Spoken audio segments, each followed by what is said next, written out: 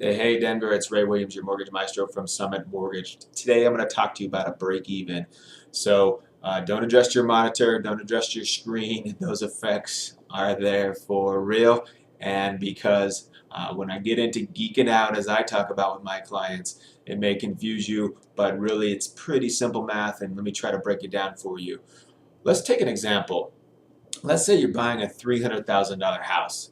You're debating, do I want to pay the closing costs? Do I ask the seller to pay the closing costs? Well, first, break it apart further. If the seller pays your closing costs, it will come off of their net proceeds. Now, if you've sold a home before, you might know this, having paid closing costs for a buyer. If you have not, listen to me here, because if you were selling that $300,000 house, if your net proceeds needed to be the $300,000 mark, and a buyer wanted $5,000 in closing costs paid, then the seller's proceeds would go down to $295. That's where the $5,000 comes from.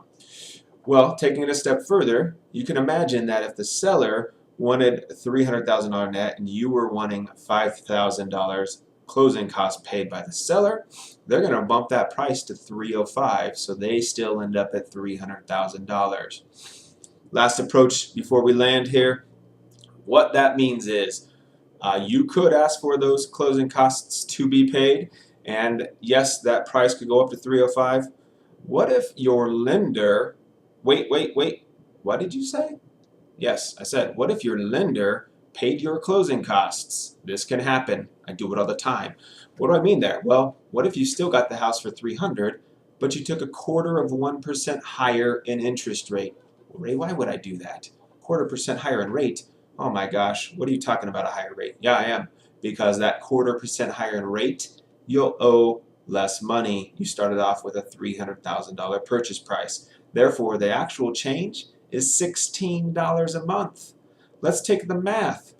If I owe $5,000 less than my neighbor who wanted seller concessions of $5,000, after 84 months, even though I have 1/4% higher in rate, I'm actually going to owe $2,000 less on my house. I've probably actually sold by then. So the reality is that 1/4% higher in rate actually paid dividends because I started off owing less.